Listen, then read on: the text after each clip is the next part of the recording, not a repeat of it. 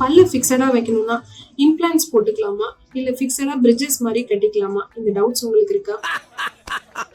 How do I tell you? Hi all, I am Dr. Lakshamadi from AKC Dental Clinic.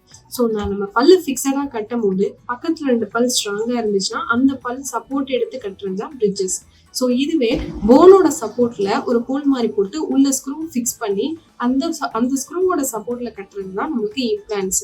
So நம்ம ஃபிக்ஸடா bridges மாதிரி போடும்போது tooth support எடுக்கிறதுனால ஃபியூச்சர்ல அந்த tooth உங்களுக்கு சென்சிட்டிவிட்டியாகவும் இல்ல பெயினாகவும் இருக்கு இல்ல அந்த பல்ல ஆடுது அப்படின்னா நம்மளுக்கு அந்த பிரிட்ஜஸ் ரிமூவ் பண்ணும்போது உள்ள இருக்கிற டூத் டேமேஜ் ஆயிடும். அதே சமயம் பல்ல ஆடுது அப்படின்னா ஹோல் பிரிட்ஜஸ்மே நம்ம கழட்டிட்டு வந்துடும். இதுவே ஃபிக்ஸடா நம்ம பல்லு கட்டுறோம் இம்ப்ளான்ஸ் எடுத்து அப்படின்னா ஸ்க்ரூ நல்லா போனோட ஃபியூஸ் ஆயிருக்கிறதுனால நமக்கு எந்த டிஸ்டர்பன்ஸும் வராது. நேச்சுரல் டூத் மாதிரி நல்லா ஸ்ட்ராங்காகவும் இருக்கும். இப்போ நீங்க சொல்லுங்க, இம்ப்ளான்ஸ் போடுறது பெஸ்ட்டா இல்ல ஃபிக்ஸடா பிரிட்ஜஸ் மாதிரி போடுறது பெஸ்ட்டா?